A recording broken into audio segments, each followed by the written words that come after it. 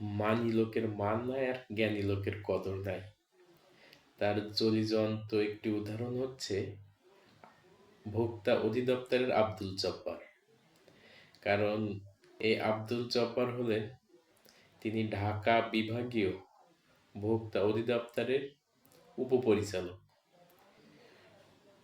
তার উপরের নির্দেশে তিনি মৌলভীবাজারে গিয়েছিলেন বাজার তদারকির জন্য।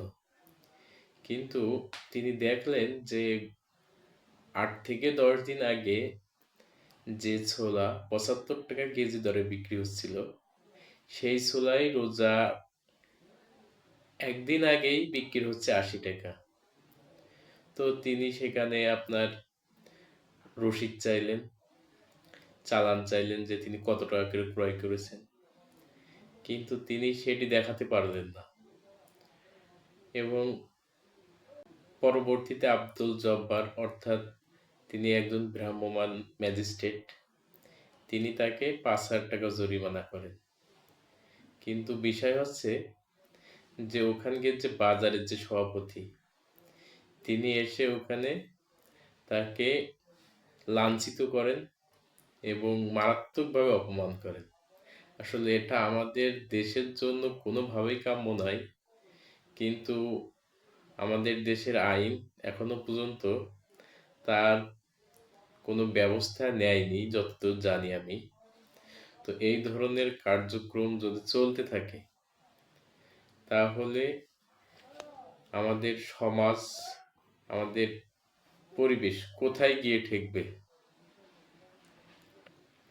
বাংলাদেশের দ্রব্যমূল্য নিয়ন্ত্রণের জন্য ভোক্তা অধিদপ্তরের যে ভূমিকা, সেই ভূমিকায় যদি বাধাগ্রস্ত হয় তাহলে দ্রব্যমূল্যের দাম কোথায় গিয়ে ঠেকবে একবার ভাবুন।